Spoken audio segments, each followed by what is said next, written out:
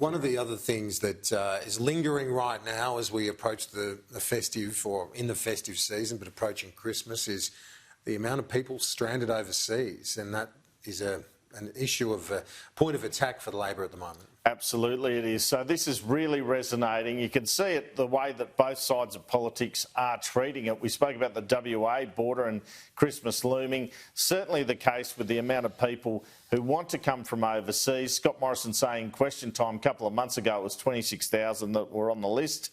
Now it's 39,000. So Richard Marles, Deputy Labor Leader, really challenging Scott Morrison on this during Question Time.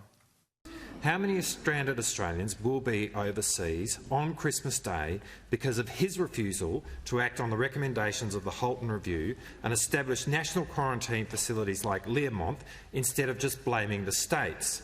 Rather than spending $15 million on his comeback advertising campaign, why is he not doing more to help Australians come back home? They can haggle all they like, they can chip away as they are seeking to do. They're a very grumpy lot over there today, Mr Speaker. Our government will leave them to their grumpiness. We will get on with the job of getting Australians home.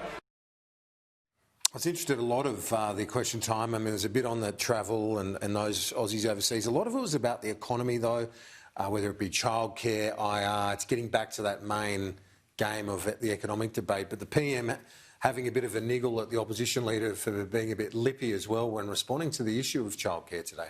Yeah, well, that's right. In October, Anthony Albanese, in his budget reply speech, had a landmark childcare policy. He's trying to get that back on the agenda, desperately trying to do so, making sure there's a number of questions in relation to that. Scott Morrison said in 2007, the Work Choices election coincidentally, you promised cheaper childcare and it went up 50%. Have a listen to this, Tausch.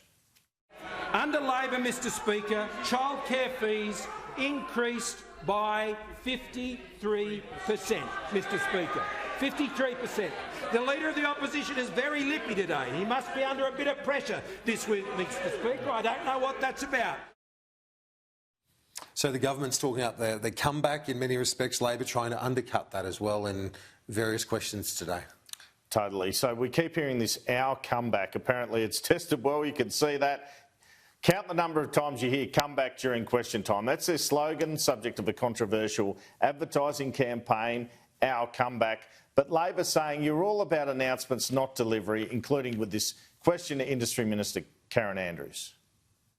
Of the $1.5 billion of manufacturing funds announced in the recent budget, only $40 million, or less than 3%, will be spent this financial year. Why is the government always focused on the announcement and not on the delivery? In the 3 minutes that I have to answer that question, I'm going to do my best to explain to those opposite how manufacturing actually works and how we're going to be running out the funding for both Ford and Mitsubishi signalled their intention to close when Labor was last in government. But that's a little piece of history that they like to airbrush out. Karen Andrews there in Question Time. Andrew, thank you very much for that.